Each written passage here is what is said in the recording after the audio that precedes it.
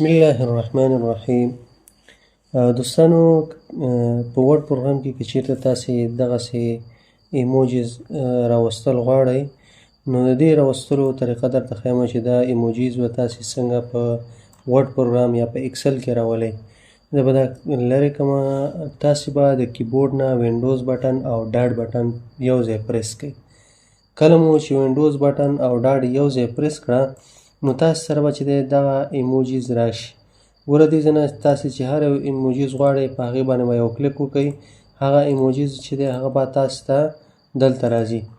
دا ګوره دلته چې کوم دی تاسې کولی شئ چې دا ایموجیز څومره ستاسې کم په کار وي دا به تاسې ته دلته راځي. دې کې مختلف قسمه ایموجیز شته دی.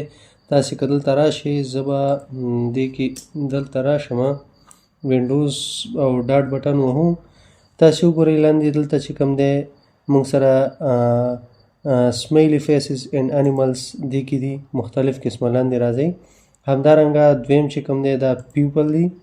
همدارنګه دا دریم چې کوم دی دا موږ سره سیلیبریشنز اینډ ابجیکټس دي.